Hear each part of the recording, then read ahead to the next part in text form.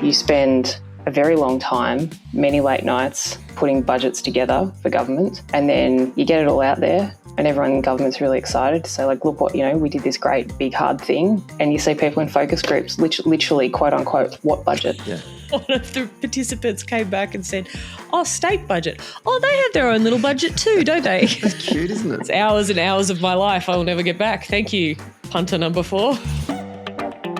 The presenting sponsor for Socially Democratic is Dunn Street. Dunn Street is a campaign agency that specialises in community organising. We only work with people and organisations who want to build power to make the world a better place. And if you want to create change in your world in 2026, then hit us up at dunnstreet.com.au. A special shout out to all of our Patreon members. If you want to join those wonderful supporters of our podcast and financially support our show so we can continue to produce great episodes every week, then we encourage you to click on the link in the show notes and subscribe to join the Patreon community of Socially Democratic. And finally, today's episode is brought to you by Maurice Blackburn Lawyers. For over a century, Maurice Blackburn has stood up for fairness, championing the rights of everyday Australians and shaping landmark legal reforms. Today, they're harnessing new technologies to make justice more accessible, more efficient, and more responsive to the needs of modern Australia. All right, let's get on with today's episode. We are taping this one on a Tuesday afternoon on the lands of the Wurundjeri people. It is the end of the month. It's the end of May. And so that means it's time once again for our monthly edition of the Feeney Files with Jessie McCrone. Mr. Feeney is actually away this week and is unable to attend his own podcast. And so we've asked a good friend of the pod and also a regular guest on the show. You'll know her from such community programs such as the Mailbag episode of Socially Democratic. Lissie Ratcliff, thanks for subbing in for us this week. Thank you, Stephen. Happy to be guest appearing. And I can't tell you what a good angle this is in comparison with every angle that David sets his camera up for. I can see a full face. It's brilliant. And I would also like the listeners to know that the whole setup didn't take 45 minutes. At your end? No, because there was no David this week. Oh, right. Yeah. Oh, sorry, you're right. Yes, true. Well, I mean, and the other voice you hear obviously is our regular on the Feeney Files of Jessie McCrone. Jessie McCrone, welcome back to the show. Thanks. Two things to note. One, David's going to be furious that two women are now basically taking over his podcast. He was pissed off when Jessie got inserted into his show, and now that there's someone else, it's going to boil his whatever. As long as we keep the name, he just will never be invited is going back. to dispel the myth that Lissie Ratcliff and Jessie McCrone are indeed the one person when you're not. Look at this. Got it on record. Two individual people sharing their own thoughts. Beautiful. AI can do wonderful things these days, Stephen. Indeed. Just have to see if you can go through the entire episode without getting us confused. Yes, true.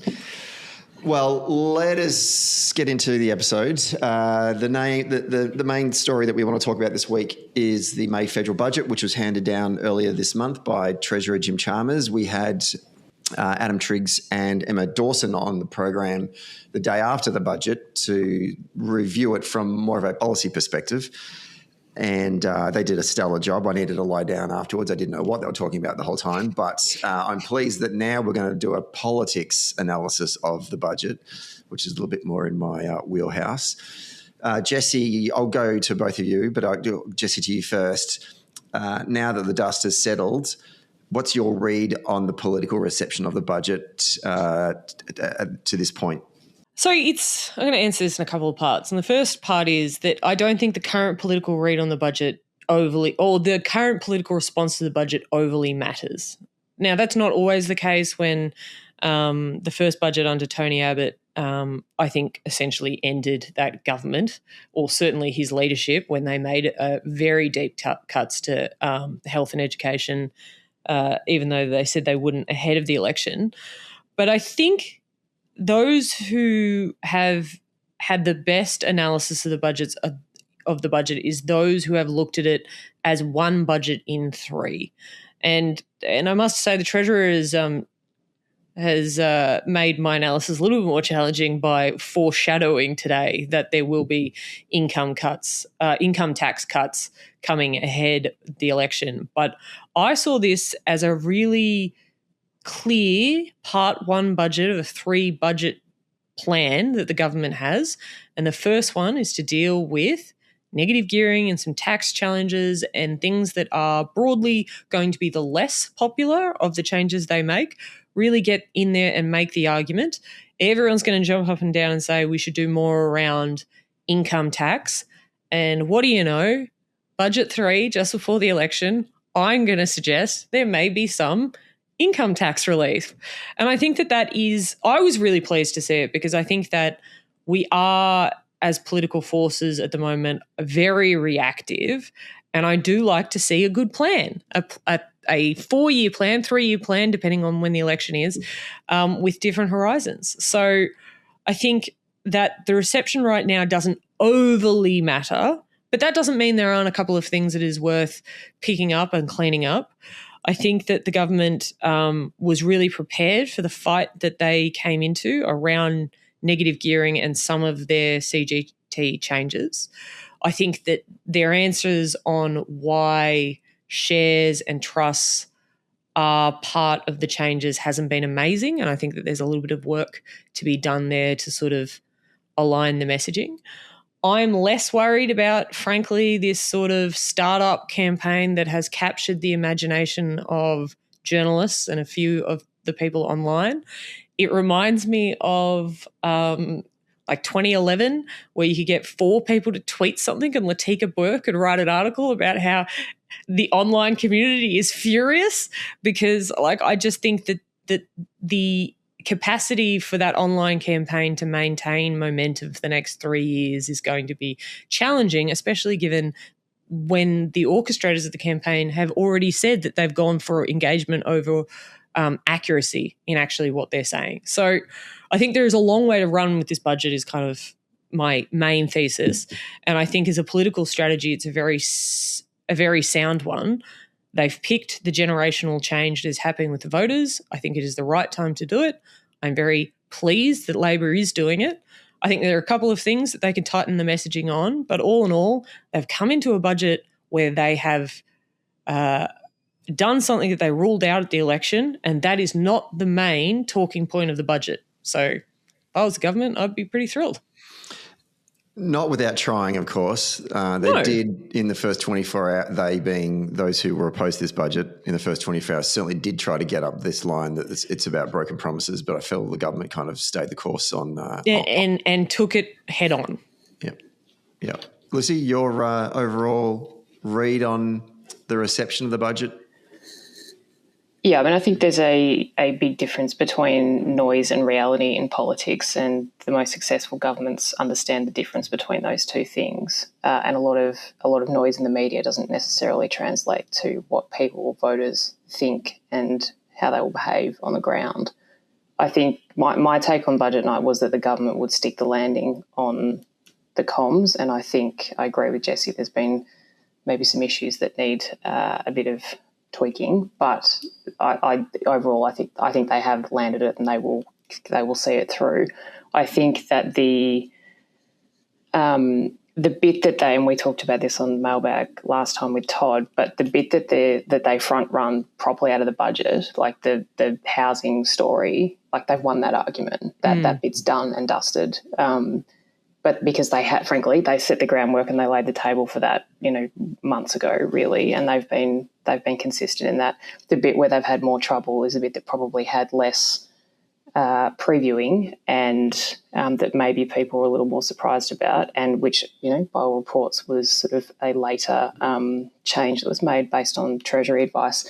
But in the end, housing's still going to be the story out of this budget, and Morgan Stanley had stuff out the other day saying that Sydney and Melbourne housing markets are going to see a 9 to 10% drop in the next, I think, 5 years or thereabouts. Like, that's what voters are going to notice. Like, people who are trying to get into their first home are going to have it be 10%, up to 10% cheaper than it otherwise would be. Like, that's the policy outcome the government was trying to achieve. More to the point, there's the political outcome they were trying to achieve. And I think they'll end up getting the credit for that in the long run. And I think, all of the kind of carrying on about, suddenly everybody in Australia is, deeply invested in, massive capital growth of their business. Well, the majority of people in Australia don't own a business. And I think the government's made the right mathematical calculation on who they're backing in this one, and it's first home buyers. Can I also, I agree with all of that. I'm not sure we are still in the transition period between generations when it comes to the haves and have-nots. I think we're well past that in terms of the generational change to those people who can't get into the market who now are target voters. It is a little harder to sell the argument about decreasing house prices when you're not entirely comfortable saying that's the objective. Grabbing it with both hands. Yes, I would commend that to the government. You've pulled the lever. You're going to get the outcome. Claim the win. Exactly. And I think I get their hesitancy, like the screaming front pages about devaluing your home and those people who are who have a lot of their what they think is their personal wealth wrapped up in their home don't want to hear that prices are going to fall. But we have been caught a little bit in the crossfire with some of the online discourse amongst young people around, so you're not telling me it's going to make my house cheaper, but you're also telling me that I can't negatively gear, so I don't get either. I think the idea that you can't get into the housing market, but why won't you let me have 4 houses is a bit of a silly argument from those who are trying to run it online. But I would say that the message is cleaner if you've picked a side, pick the side and double down on the message. There was a Resolve poll in The Age and suggested that it was one of the most, if not the most unpopular budget that had been handed down in a long time. And I just sort of wondered about polling voters' thoughts about a economic statement that happens once a year. And I have these images of, the good people at Resolve calling through their list and saying, "Hi, it's Resolve here. Would you like to do a survey on the budget?" And then the person picking up the phone going, "What budget? What budget? Cars? My budget? How do you know about my budget?" And I'm not trying to discredit the results of the survey. I just I don't know how much awareness folks have of what is in a budget. And that kind of set that came out pretty early, like the Wednesday or the Thursday, or maybe the Friday, and it kind of set the tone ever since from the way that the media are reporting, "Oh, this is a very unpopular budget," and then we start to see the things around trusts and small businesses and capital gains tax discounts for them if they choose to sell them. Then you get this kind of not investor class, but we call it like this entrepreneurial class, come out and start to criticize it, and I just thought, man, the media were almost egging the government on to do something big in this budget. They did it, and now you're looking for ways to sort of basically shit on what they've achieved. We expect that, right? You got to sell papers and, have talkback rate. It's a classic thing of like, do big reform, do big reform. Oh, no, don't do it like that though. Yeah. Like it's just to your polling point though, and I think Jessie and I both had this, I'll call it grounding experience, where you spend a very long time, many late nights, dealing with putting budgets together for government, and then you get it all out there. And everyone in government's really excited to say, like, look what, we did this great big hard thing. Isn't it great? And then, someone does the poll on it however many weeks or months later, and you see people in focus groups literally, quote unquote, what budget? Yeah. And you're like, what? She's not even telling the worst story there, which was when one of the participants came back and said, "Oh, state budget. Oh, they have their own little budget too, don't they?" That's cute, isn't it? It's hours and hours of my life I will never get back. Thank you, punter number 4. One thing you did say before, Jessie, and I think, Lissie, you're kind of sharing her thoughts, was has the government landed the comms on the budget? And you were not sure if they completely had. My question to you guys is, well, how does one land the comms of a budget? Because I certainly see the Treasurer. He's been hustling the last week. He's appearing everywhere. He's appearing on some sort of 2-bit pissant kind of social media platforms that I wouldn't even deem myself to go on, and he's there. And, God bless him for doing that. So I feel like he's not just doing the traditional, 7:30 report and sitting down with Phil Coury and all that kind of stuff, but he's also trying to go into new media markets as well. I mean, how do you land a budget from a comms perspective? Well, Lissie?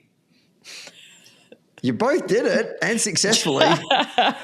Jessie was in charge of the comms for like 6 budgets, and I only had to do 1.5. But you get to judge whether it worked at the end, and that's actually that's what he's asking. That's what we're looking for here, is it? I think ideally, I think the housing bit, for the most part, they landed that because they'd already had and largely won the argument. I think I'm sure if everybody had their time again, we might have liked to be a little bit faster out of the gate on the digital comms front for this budget. And I think there were maybe some answers to questions from, there's a whole lot of influence. It's not the first time that digital influencers have been allowed in the budget lockup. But I think that this time there probably could have been some maybe cleaner, simpler answers to some of the questions that they were asking, because I think some of them got, particularly early on, got a lot of traction online and a lot of views behind them. If you had a do-over for that part of it, I think you'd want to have maybe a little bit more focus on the non-housing part of the capital gains tax changes and how they were going to be explained in an online forum, I think. Yeah, I agree with that. I credit the government this term and last for opening up the budget lockup beyond mainstream media. Not because I'm one of those people who thinks mainstream media needs to be burnt to the ground, but because if people are getting their news from a bunch of different locations, it does make sense if you want to explain what the government is doing. And even if you take out the political objective there, it is actually your job as the government to explain changes to people. So inviting new media in to have those discussions is really good. I would like to preface what I'm about to say next with understanding that the number of staff the Prime Minister has probably not increased with the different volume of platforms that you now have to communicate on. So there is your traditional media, and they are not being any less aggressive in pursuing the answers they want. They similarly have to deal with being content creators, so being able to provide them with a million different angles that they can do on their little Instagram versus their sit-down podcast and that sort of stuff. So they're hungrier because they're also trying to break into the new media space, as well as dealing with the whole digital ecosystem. And I do think that is the part that has been the most challenging, because it has to be managed in a way that is different to how you manage journalists. You are not always talking to someone who's full-time. You are not always talking to someone who speaks the same language. Like, journalists and staffers kind of have a way to transact. There's a system. There's a whole new range of how the online platforms respond. I think that the backlash to them being in the lockup last time has meant this time they've gone harder, and they have felt they needed to explain to their audience their integrity in attending, and therefore were going out of their way to be a little bit harder than they were last time. But hand in hand with the doing of the podcast and the sitting down with the social media platform like influencers is meaning that you are well injected into a social media space that is 9 times out of 10 just about funny little videos. And broadly, it's not going to be funny because they're really pleased with your policy. Like, they are going to make fun of you. That's how you get like engaging content. So it is a really hard space, unless you're properly in your honeymoon phase, to get traction on without being made look very silly. So I commend the government for doing it. I think that it's a space that we have to be in. It is a lot harder than other spaces. And I do think that if you're going to keep engaging, they do have to resource it in a way that means that someone is there building relationships with these new media platforms beyond the relationships that someone has to build with the Age, the SMH, the telly, all of that sort of stuff. So it's complex. And parts of it, frankly, didn't land out of this budget, but it doesn't mean that it wasn't the right strategy and a good try. Let's talk about some of the criticism and from some of the quarters that it came from. The one that was probably most surprising was there were some criticisms from within the Labor family. There was a bit of pushback on the budget and its impact on small business, in particular tax changes that will apparently mean there'll be less tax discounts if you sell your small business. Jessie, what did you... Small is an interesting word you used there. A lot of the business videos I saw, it was, well, if I'm selling my business for $12 million, I might lose 6 of it. And I was like, I don't know, you're most sympathetic audience with your $12 million business there. But anyway. Yeah, Jessie, what did you make of that? Oh, look, I assume we are specifically talking about New South Wales Labor and the Premier, I think, making some reasonably unhelpful comments about taxation for a couple of reasons. I think that New South Wales thought we have our own budget coming up, and this is an opportunity to preempt any criticism of ours by making a fair bit of criticism of the federal budget. That happens in politics. You have to pick, and they decided not to take any skin for the Federal Labor Party. I am sure it was noted by the Federal Labor Party. If I'm going to critique the actual grab, though, it is a brave Premier that gives a grab around, well, now you're going to be working for the government 3 days a week, given at some point you will have to increase taxes on something, and it is a grab that could come back around and hurt you quite badly. So I do wonder about the wisdom of giving such a clear, sharp grab that he will be remembered for when he has to make changes himself to the system in New South Wales.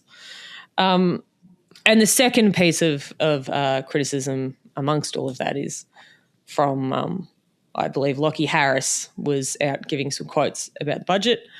As someone senior in the government said to me, because the quote was something along the lines of Lachlan Harris is very influential in the government and in Labor circles, and they'll pay attention to his feedback. And as someone in the government said to me, he's so influential, why is it that he has to speak to us through a newspaper? Perhaps he could pick up the phone. Or, Stephen, get his own podcast so you can criticise on the airwaves like we do. Exactly. For the folks at home, Lachlan Harris was a media advisor in the short-lived Rudd government. Yeah. And then went on to, I think he set up his own Speedo swimwear line, Budgie Smuggler or something. Which he comes from a family of entrepreneurs, Stephen. Right, and then sold it for a pretty penny, and so obviously he's in a bit of an entrepreneurial world. What about from the Tories? What did we make of... I remember talking to Emma Dawson on the pod, and I said, do you think there'll be a scare campaign from the Tories, and should we be worried about it? And we all came to some sort of uniform agreement. No, they won't do a scare campaign. It'll be fine. But they're certainly trying to have a crack anyway. I just interested to get your thoughts, Lissie, on Angus Taylor's response on the Thursday night to the budget reply, the other thing that no one else watches. That was, I mean, they're really leaning in on, like they've set themselves a course, haven't they, the Tories, and it's going to be about immigration, and they're going to lean hard to the right. They must be literally shitting themselves about One Nation. Well, I think there's no doubt that they absolutely are doing that. I think Taylor's... Look, if you were going to say anything positive about Taylor's budget reply for the, as you say, 4 people who watched it, 2 of which were you and me, he took a big swing, or a couple of them. But the Liberal Party is just continuing to box itself into this smaller and smaller space where they're just chasing an ever-shrinking number of voters, and I just strategically that's an insane thing for them to be doing. Generationally, they look like they're effectively pursuing a set of policies that are telling younger people don't vote for us, which he seems to be absolutely committed to following through all the way, inexplicably. But I think, I don't think their budget criticism, to your point about the scare campaigns, I just don't think it's been particularly consistent. Like, obviously they hate it and they think it's terrible and world-ending, But their reasons for that keep kind of shifting. So they started with broken promise, and then they went to, they've tried all different variations of, this is going to kill this. No one's ever going to start another business in Australia ever again.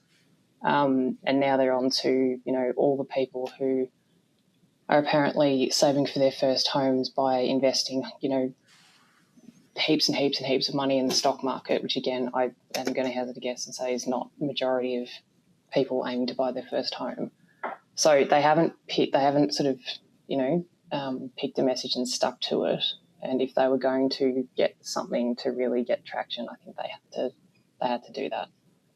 So I don't think they've landed their reply at all.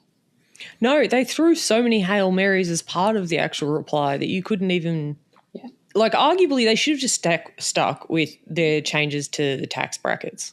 There is a clear message in, one, attacking the government for not making enough income tax changes, and two, inflation is meaning that you are taking a real wage cut in that the tax brackets aren't moving to keep up with inflation. But he then mixed in all of this stuff about how permanent residents shouldn't get to be able to use the NDIS, like all of these other things that understandably were far more sort of grab-worthy, but also far more inclined to upset a lot of people who you need to vote for you. So it's not even just a generational poor pick. They've doubled down on everything Jane Human did to destroy the vote with the Chinese community during the last election, and they seem to have learned very little from the changing demographics happening in the seats that matter now, federally and state, in Queensland, Victoria and South Australia. And New South Wales. South Australia, not as much. And WA, not as much either. Probably more than South Australia. But I think that they haven't picked and stick. And one of, I think, the great adages from politics is pick and stick. Like, pick the side that you are backing, pick the message you are using to convince them of the thing, and double down. And, like, I think federal Labor could have done a little bit more of that in the budget, but the Federal Liberal Party absolutely sucked at that part. They did a disastrous job of that. The Greens have come out and described the sorry?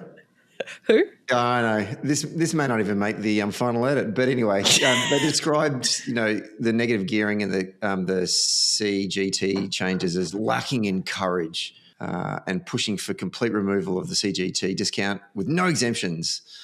And they argue that Labor's missed out on a generational opportunity to fix the housing crisis. I just like being lectured about being courageous as they sit on the sidelines and take pot shots and will likely vote for it. Of course they'll vote for it. Well, yeah, and missed out on the opportunity of fixing the housing crisis when they held it up the last time we tried to put meaningful legislation around trying to address housing. It sat in freaking committee for 6 months because Adam Bandt was holding us at ransom. It also wouldn't have mattered what the government did in the budget. The Greens would have declared it to be, morally bankrupt and insufficient, and declared that, we'll let everybody down anyway. But to the discussion we were having earlier about pick and stick, like, frankly, I think that the federal election demonstrated that they should go back to their environmental base and pick and stick their brand differential. And I don't think Larissa Waters is doing anything that is bringing them back to expanding their voter base. Like, to your question earlier, Stephen, about polling of the budget, like most hated budget ever or whatever, poll anyone about anything at this point and they're pretty angry. Like, we're seeing a surge in the vote of One Nation. We are seeing a general pushback around institutions or the way things are done. Like, people are looking for new ways. You would have thought in step the Greens with their new way of thinking, and they have caught none of this. Like, has their vote even really gone up by any points as One Nation has been skyrocketing? No, well, the only person who did a worse job on budget reply night than Angus Taylor, I think, was Larissa Waters. Like, they all did the 7:30 circuit. Yeah. Utterly forgettable. Agree. The Teals reported in the AFR this week that some Teal independents are open to forming a more formal party structure and looking to, in some way, bring together all of these what are they called? Community independents, the ones that are all bankrolled by Simon Holmes Court, to form one party, interestingly enough, even in this initial discussion, there's already been a breakaway from this idea, and some have come out and said, no, I am not having a bar of this whatsoever. So even before it's hit the starter's gun, it's not working. But it is an interesting thing, and it's something that I'd been thinking that this conversation would have happened a lot sooner. Like I thought it would happen in the last election cycle, not now, but here we are. Jessie, to you first. What do you make of this? Is this a smart idea? Does it strengthen or undermine their brand as independents? I must admit, I was fascinated about the actual reasons, and I don't imagine the actual reasons have been publicised. Like, what is the actual point of starting a party for them? Like, they gain all the constraints of being a party and not being able to necessarily be responsive to their electorates. But like, it's money, isn't it? Well, no, genuinely, is it straight up just the cash that they will get for registering as a party? Is it making sure that the cash is distributed in a way that they would prefer, like some MPs, Teal MPs, making more of the pie with a higher margin? Like, you know, in the Labor Party, we have marginal seats who get very upset if safe seats get more money than them. Like, is that what's going on here? Lissie, you and I had this discussion over lunch. What's going on? What? What is going on? What's happening? What's the goal? Finally, got to do it. What is the goal? Like, what is the point? Yeah, I think that I don't know what problem they're trying to solve. I think these people, the Teal MPs, they have a brand already. It is that they are Teal independents, and the key word in there I think is independence. Like they are all in electorates that were previously represented by the Liberal Party, and all the voters in those seats have made a conscious choice that they do not want to vote for the Liberal Party anymore, and they have selected an independent who happens to be a Teal. So I think if they become a party, I don't know, I think that way, you know, with the Democrats sort of saw themselves off some time ago. I think becoming a party, like it's harder to run a party structure than it is to be an independent MP, right? I'm not saying that, you know, indies don't have their own issues and they're, you know, resource poor and all that sort of thing, but running a party means a whole lot of administration and structural stuff, and you've got to agree to all these sorts of things. And I don't think this group of people necessarily agree with each other on enough to be in a party. I'm sure they clearly have some shared goals, but right now they work together when it suits them, they don't when it doesn't. And I think they get kind of the best of both worlds. Like they have a brand, but they're not obligated to vote any particular way other than how they, you know, think their constituents want them to. So, I don't know what problem the people who are in the Teals who are proposing this, I don't know what problem they're seeking to solve by. It's been put to me, Lissie, that they're trying to seek to solve the problem that none of them get elected to be the leader. Well, it means you get a leader of the Greens. That would be good for one of them. Teals. Or co-leaders. I think I think my response to that would be all of those people, and some of them I think were previously members of the Liberal Party, if they wanted to be a party leader, then they perhaps should have tried democracy or insurgents from the inside and taken over part of the Liberal Party, because they are all currently more electorally popular than the party that used to represent those seats. So they're indies. I don't know. I think if they come together, they put everything that they've sort of stood for at risk and they dilute it. And I think that's just bad branding. And also, I was interested. Having won as from incumbency proves that it wasn't a fluke. Like it wasn't like a once-off. Now, I don't know what the future of the Teal independence is going to be. Australian politics has a history of accepting a third party for a period of time and then sort of disappears. I liken it to the third airline that operates in the Australian domestic market. You know, we've had Compass and we've had every now and then. Yeah, plenty of others, right? And we've always had a third airline, but it changes constantly. And I think in the Australian politics, it's similar as well. We've always had there's always been that third party that's hung around, but do they last? The Democrats, the Greens, the Teals, Qatar, One Nation, Family First, like they've all many have come and gone. I don't know if they're long for this world, but they've certainly proven over the last two election cycles that they are very, very capable of getting themselves re-elected. And I think being in a party may actually undermine them in that sense. Well, and they've also shown, I mean, a couple of them particularly in Allegra Spender most recently, that they're able to have an actual, like genuinely, and a proper influence. And we've talked about this in our respective previous episodes, but a genuine influence on public policy debate. Like Allegra Spender did the work, put out a tax white paper, actually led a part of that debate around, the way tax structure should be done.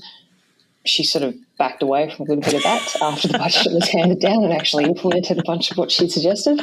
But nonetheless... I didn't mean like that. Yeah, she was like, ooh. I didn't know they'd actually do it. But, yeah, like they've had, like they've got a mouthpiece already. They've got a platform. The media have demonstrated they're more than happy to run their stuff. So it's not like they're short of ability to get their message through.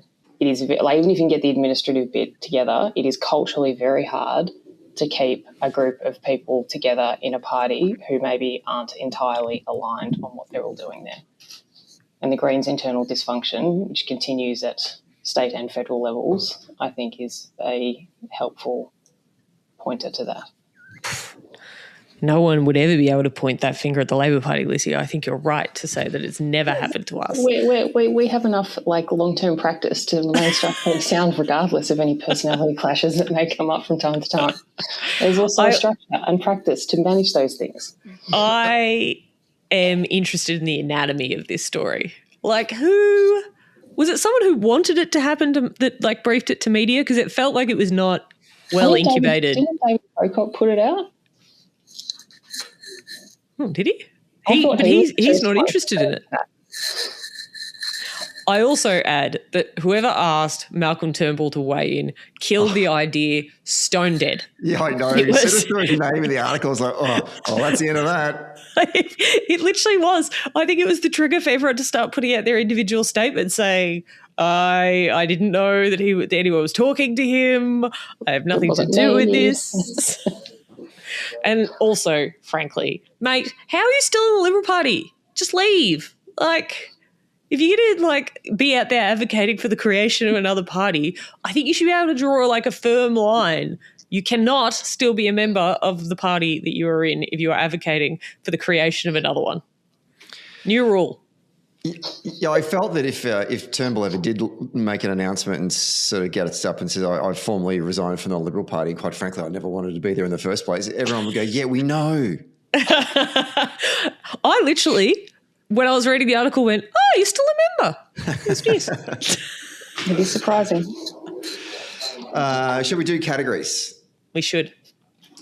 Lissie, are you familiar with the category nominations of this particular episode? Stephen, I'm a regular listener of other episodes of the pod. Are you excited to weigh in on the categories? I'm here for it. Your enthusiasm overwhelms me.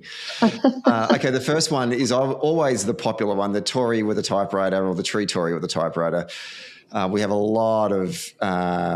few I should say we've had 4 nominations this week. The first one is from Ian Hume, and he nominates Cameron Milner, who I think wrote in the Western Australian Murdoch paper for claiming the federal budget has destroyed Jim Chalmers' chance of ever being Prime Minister. And then Paul Bludger had a thread of internal fights Cameron Milner and Jim Cameron Milner have had in the Queensland Labor Party. Yeah, he says Cameron Milner has his crystal ball out again. Let's see how well it served him in the past. And it pulls up a whole bunch of sort of predictions that Cameron Milner has written about in various actually on the nightly.com, I've never heard of this. One of them being 6 weeks out from the federal election, regardless of the result, minority Labor or minority Dutton, Albanese won't be the Labor Prime Minister within a year from now. 3 weeks out, Labor looks far more likely to regain minority government than it will be a cruel political purgatory for the next term. And all throughout 2024, Cameron Milner also said Labor's only chance now is with anyone but Albo and as soon as possible. And obviously history showed that wasn't. They've missed the best one, which I have talked about on the podcast before. What was that one? Before the election where Anastasia Palaszczuk came back from a Tarago's worth of MPs to actually retake state government, he put something in the Courier Mail declaring that the secretary of the Labor Party at the time should quit if Anastasia does not reclaim the government, which was a laughable suggestion at the time, given there were 6 of them. But They did actually reclaim the government. And the secretary didn't resign, one assumes. Very funny. I think there should be bylines on all of these about the intra-factional fights. Any person in the Labor Party who's commenting on the Labor Party, you should have to declare your warring tribes inside of it. Just give everyone actually a sense of what the hell is going on. If it's the same Cameron Milner, I'm assuming it's the same Cameron Milner that is a member. Well, anyway, was a member of the Labor Party. No, and he is. Is it? Yeah, I think it's Bill's chief. Bill's former chief. Yeah, it is, isn't it? Yeah, and former party secretary or campaign director for Queensland from back in the day. Yeah, right. Okay, good. So thank you very much for that nomination, Ian. Next one is from Jason P. He nominates the entire traditional media. Budget coverage described as unhinged. So Jason's not happy about the entire media performance of the budget. And also, while he's at it, has decided to float the idea of the ACTU and industry super buying a controlling stake in Channel 9 and Channel 7. What do you think about that as an idea? I think one of my colleagues might be writing under a pseudonym. She's not talking about me, for what it's worth. I think that might be right. I'm not sure that I'm not sure that industry super would consider Channels 9 or 7 a good investment these days. I'm not sure there's enough of a future guaranteed return in either of those. There's a members' money issue with that, I think. Yeah. They're somewhat constrained. I don't necessarily disagree with Jason P's analysis there, but I'm not sure that I would put the TVs at the top of the unhinged spectrum for this particular budget coverage. I think the print media has been on a proper tear. Although I will say, credit where it's due, the AFR's coverage, at least in the first few days after it, was surprisingly not really unhinged. They got some wind into their sails a few days later. But to start with, they were kind of like, policy makes sense. It was put to me, Lissie, that's because the AFR are the only ones where the journalists actually understand what a rort some of these family trusts are. Yes, there was some discussion amongst some of their own podcast people about that maybe the time was up on those arrangements and that it was hard to argue with that. The party might be over. Yeah, that's right. People have seen us. I appreciate the transparency, though, that you can work out which journalists do have family trusts and which journalists don't have family trusts by the way that they write their articles. Well, and even if they don't, they spend all their time interviewing people who most certainly do. Yeah. Another nomination in Tory with the typewriter, Max nominates Patricia Karvelas, which is she's from the ABC. This is her second one. Spent months urging Labor to be bold. When they were, she declared it was the worst thing that she'd ever seen and focused entirely on politics, not policy. I did actually go and look for some of Patricia Karvelas' reporting post the budget, because I remember seeing her on election night, on budget night, and she was reasonably upbeat and positive. So if it changed, I didn't get a sense of it. I don't know if you guys have covered. I don't listen to the podcast. She does a podcast as well. Her written stuff is not critical anyway, but I don't know if you guys have picked up on anything that she said. Haven't dived into PK's analysis, no. No, I haven't saw budget now. Max is having a second swing at Nat Barr from Sunrise. Max says she was caught multiple times spreading misinformation. However, ministers that have appeared on a show have run laps around her on air. Have you ever caught Nat Barr on Sunrise? Natalie Barr? Yeah, I've seen a few of these of late. I don't tune into breakfast TV, but the clips kind of do the rounds sometimes, which I can only assume is the point of the content, because normally breakfast TVs generally, of all the news kind of broadcast, it's the most fluffy, cruisy. Yep, yeah. Most just waking up. Content. No one needs to be that angry. Yeah, if you want to listen to like heavy content at 7 o'clock in the morning, you're probably on news radio or something. Yeah. Like that's not necessarily what people are going to Channel 7 or Channel 9 for in the morning. But the ones I've seen of late, and I'd say this is both Today and Sunrise, they are absolutely ripping into politicians when they go on breakfast TV. So I do wonder whether people are going to start thinking about the ROI on those particular appearances, because I'd suggest there may be other ways to get your clips running all day without getting your face ripped off at 7:30 in the morning. It does feel like morning TV has decided people do want a side of shredded human Yeah. with their bacon and eggs. Like it is. You can almost hear the earpiece going off. Like, get into the more. It has been a significant change. And even the way you're seeing Carl Stefanovic's podcast and becoming a media identity of his own is playing out. It's a new and exciting frontier. Yeah, but it used to be, if you go back sort of 6-7 years, well, maybe even not that long, but you'd put ministers or Premier or Prime Minister up to just do the, sort of rapid fire breakfast rounds with all of them, and it was pretty, like, you couldn't go in there completely unprepared, but it was a relatively light touch, maybe have a bit of a joke, sort of, like it wasn't like getting prepped for Four Corners or anything. No, but it would involve Prime Minister, the Rabbitohs had a terrible game on the weekend. Let's get your thoughts. Like, it was that kind of. Yeah, and first name basis, not Prime Minister, but Albo or Malcolm or whatever it was. Isn't it true you're a liar, and haven't you broken promises? And isn't it the case that no one can trust you ever? Like, it's just, full whack, bang. Mm. And I don't know, I think it might be easier to kind of prep for your 7:30 interrogation with Sarah Ferguson than be asked to explain, the 4 reasons why you're a liar while people are eating their cornflakes.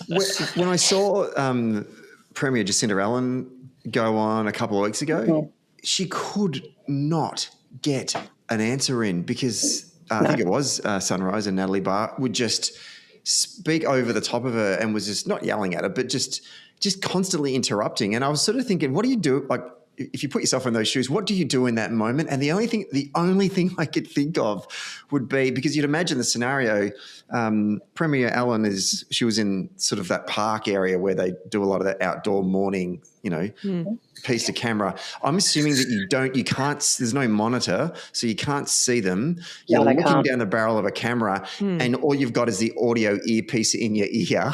I would just go, look, Nat, I'm clearly not getting a word in and you don't really want me to answer. So what I'm going to do is, because I can't hear myself think without you yelling in my ear, I'm going to take the earpiece out and I'm now just going to talk and give my answer for the next 5 minutes. And I know that's not great TV, but that's the deal. That's the goal now. This is what we're going to do, right? Because what's the point? I just don't see. This isn't great television. People yelling at you. This poor. Yeah, it's that or say, okay, someone's clearly giving you direction in this interview in your ear. Can we just put them on? Can I just talk to them? Cut out the middle person. Yeah, let your producer interview me.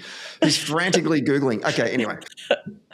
Let's go on to the Melbourne Inga In Over My Head Award, which is the politician or operative that most clearly looked like they had wandered into the wrong job this week. We've got 2 nominations here. I have one.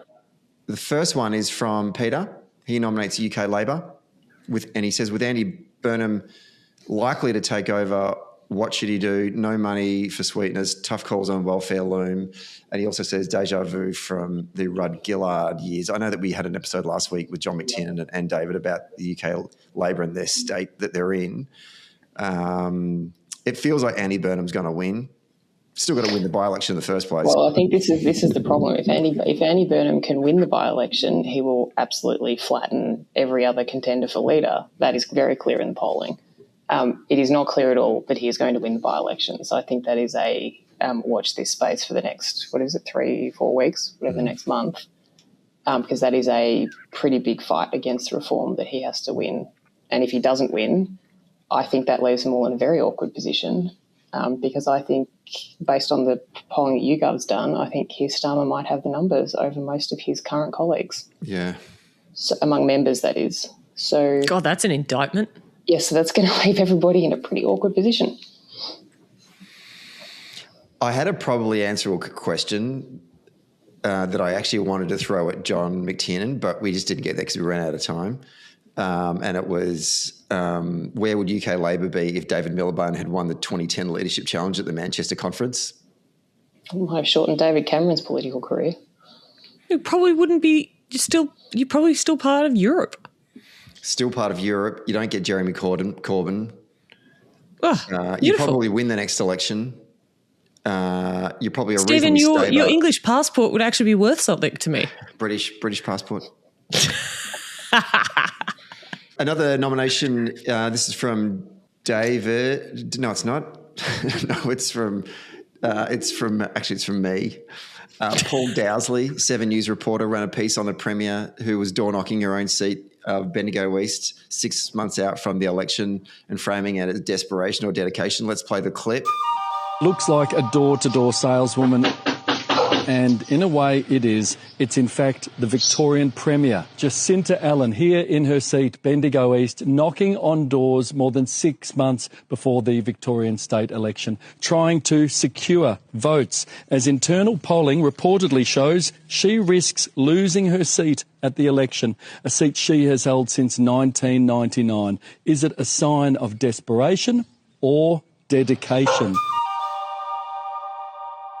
What on earth is this? I mean... Well, if she wasn't door knocking, talking to her constituents, I'm sure Paul Dowsley would have constructed the alternate piece, which is Premier not talking to her constituents anymore. Like, she's a politician. They're supposed to talk to their constituents. That's kind of the point. They're literally their representative. Does someone need to sit Paul down and explain to him how a political campaign works? Some of the things that you do to communicate your central message to voters. It's through social media, it's through paid ads, it's through radio, it's through TV. It's also through direct voter contact. You go and talk to voters and hear from them and you have a conversation. Oh, man. Yeah, frankly, I think this clip has won her more votes. Like, I tell you what, everyone in Bendigo knows she was door knocking now. Do you remember those candidates who are like, actually put the sorry I missed you cards in instead of actually knocking on the door because they thought that the impression that they were door knocking was more worthwhile than the door knocking itself? There's some self-analysis on your own backing of your conversational skills to be done there. But like, everyone in Bendigo knows she was door knocking. I also, Mark DiStefano weighed into this, who's a journalist at the AFR, saying, trying to think of the guy who leaks his Ring camera footage to Channel 7 as a gotcha, showing a politician doing their job, ? I know. Just outstanding. Outstanding. Love to have a beer with Paul Dowsley and go, you're a comedian, surely. This is a joke, isn't it? This you do not want to have a beer with Paul Dowsley. Lissie, do you have a nomination for Mel Meninga? I actually do, Stephen. My nomination for Mel Meninga is Tim Wilson, who is the Federal Shadow Treasurer and has just really not done a good job. So he got absolutely flattened on budget night on the ABC in his interview. And then it's just not been, to our point earlier, they've not been able to stick and land a message, which I think Angus Taylor can take some of the blame for that. But I think Tim Wilson can take the rest of it. But I think it really just topped it off yesterday in federal parliament when he was questioning the Treasurer and making various criticisms of the budget. And Jim Chalmers gets up and starts reading out quotes from a book. And everybody sort of starts cracking up because they realise that, in fact, the author of said book is Tim Wilson. And one of the quotes, there's a whole bunch of them, so I commend that little clip, which is going around to everybody. But one of them is, a rigged tax system that favours the few at the expense of the many, is basically Tim Wilson advocating for a whole bunch of policy changes that the federal Labor government has now enacted, in which he is now at the forefront of criticising. I don't think he's having a very good month. It's brilliant. It was also nominated by Well Done Angus in our Alexander Downer Political Judgment Award. So congratulations, Tim. You've got multiple categories. Multiple nominations. Not to mention, like, coming off the back of the by-election where he sort of, the night of Farah, sort of suggested that if the voters wanted us to be in a coalition with One Nation, well, we'd have to look at it. And then at Parliament the next week was like, I never, ever, ever, ever, ever said that. How very dare you, sir. Which, given it was on camera, it was a brave move. It was a throwback to when Labor was in the dark, dark days of opposition federally, and people like Lindsay Tanner and that were all writing these books, and then Peter Costello would get one of his researchers to read it and then pull out some of the funniest quotes and then read it in question time and belittle the opposition front bench with all the things that, you know, whoever's written books basically shitting on the Labor Party. It was just, I was like, can we just stop writing books? I mean, that's also valid. Yeah, anyway. I have one. Oh, sorry. Mal Meninga. Yeah. Ella McGalvin?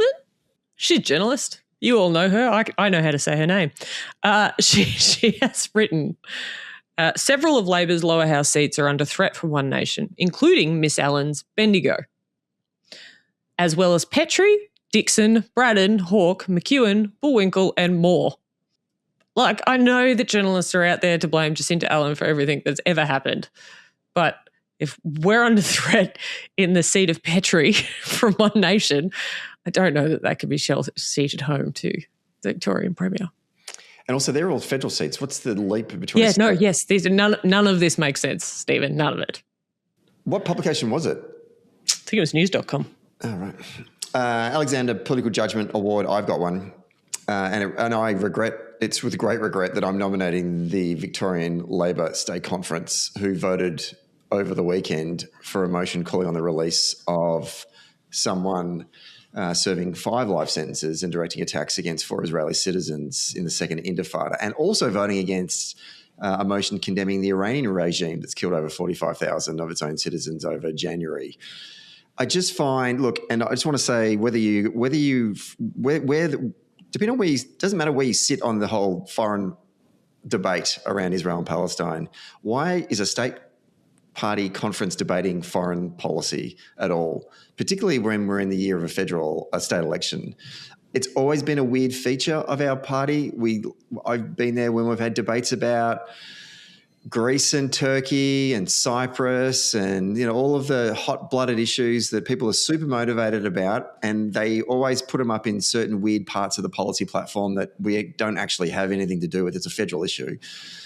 But it's just divisive at the best of times. And if you think about it, there were Jewish Australian delegates that sat in that room and had to listen to this debate go on in the backdrop while we've got this Royal Commission examining forms of anti-Semitism.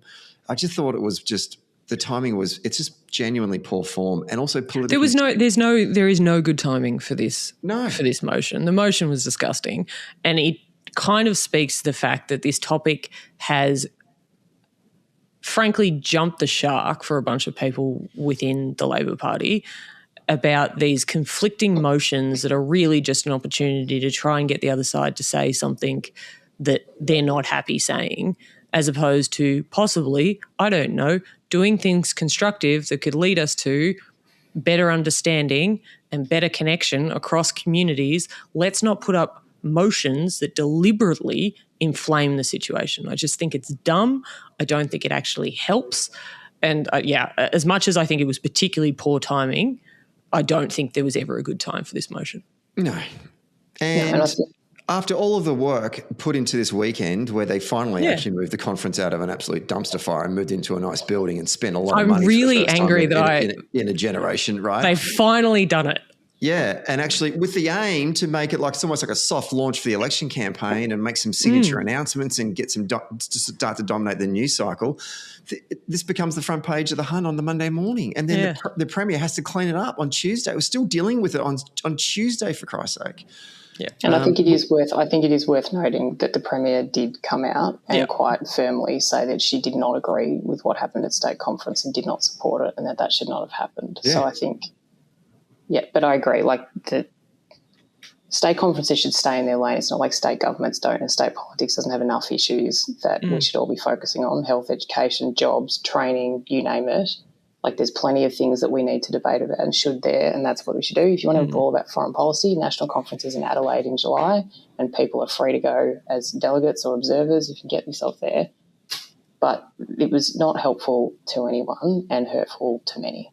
Yeah, agree. So to the delegates, I thought that was a good idea. Congratulations. You win the Alexander Downer Political Judgment Award for May.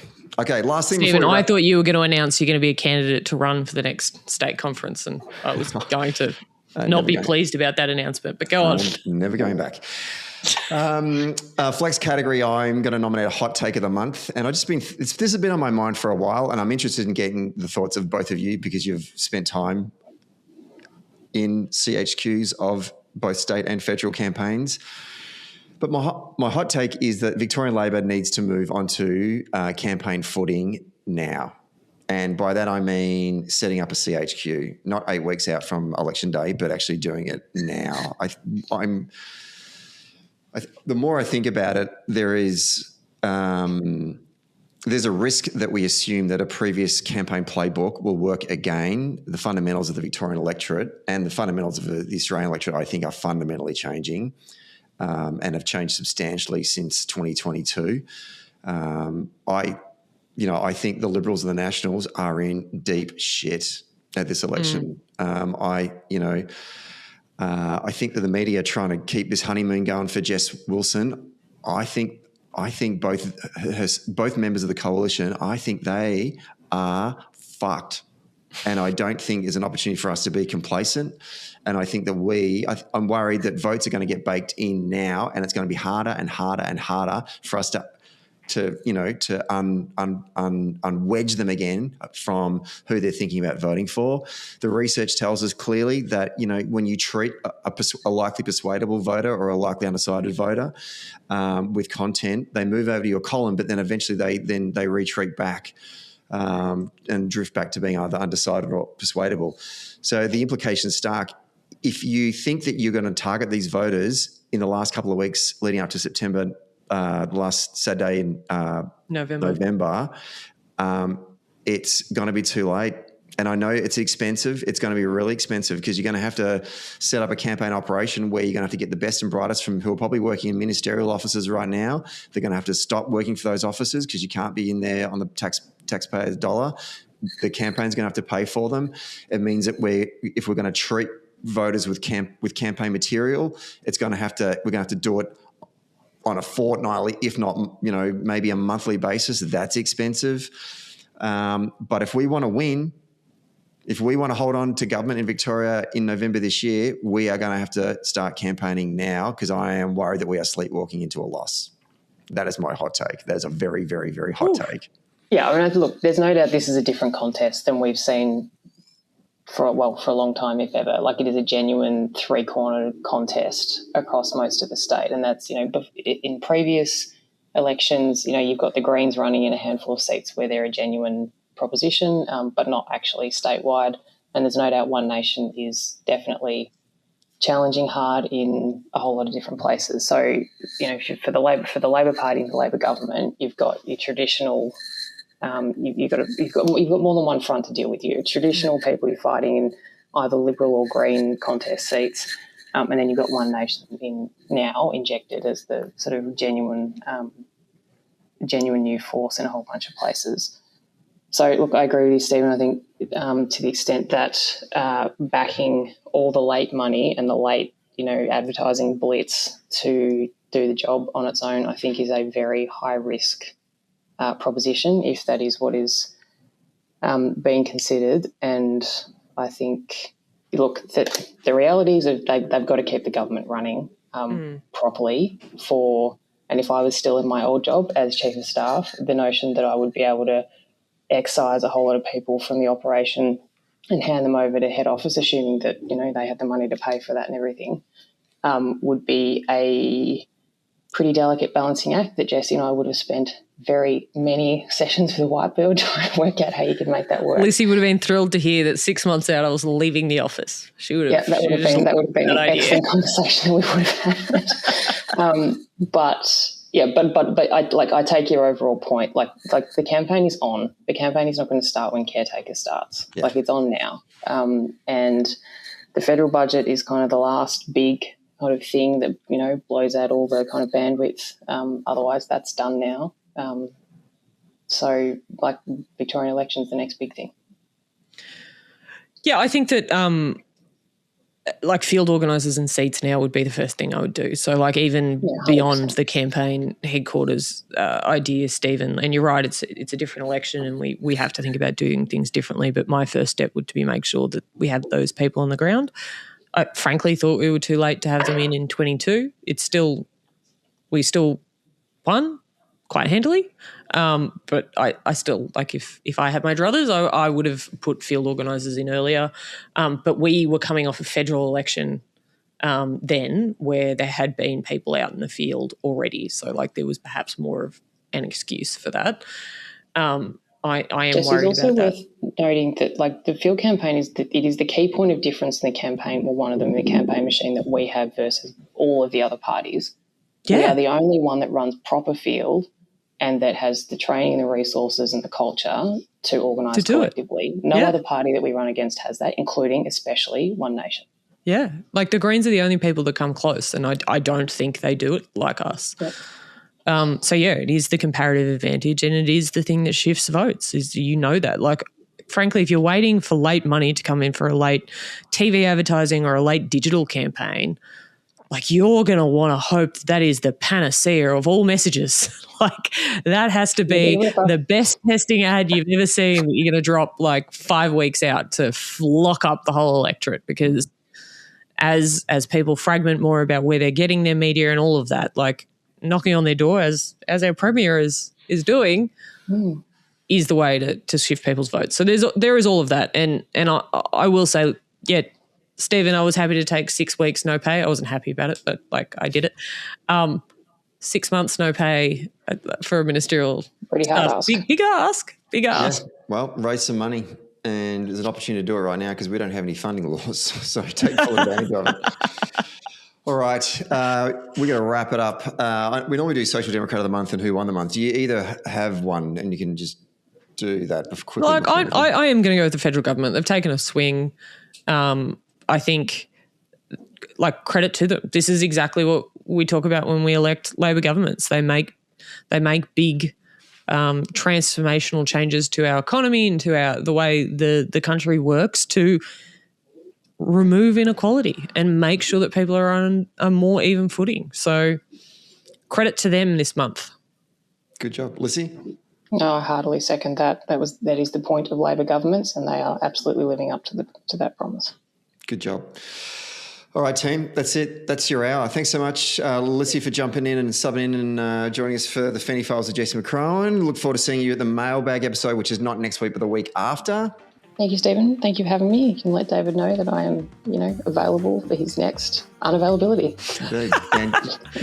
And Jessie, thank you so much for once again contributing to a wonderful episode on Social Democratic. No worries, Stephen. Bye, everyone. Bye. Hey, Social Democrats. Thanks for listening. Today's episode was hosted by myself, Stephen Donnelly, and produced by Grace Eyre. If you like the show, please rate us and review us wherever you get your podcasts. And if you really like the show, then join our Patreon community for early and ad-free access to each episode. We regularly take questions and comments from our Patreon members, so get in there if you want to have your say. And finally, get all the latest updates and bonus content by following Socially Democratic on our social media channels. The links are in our show notes. See you next Friday.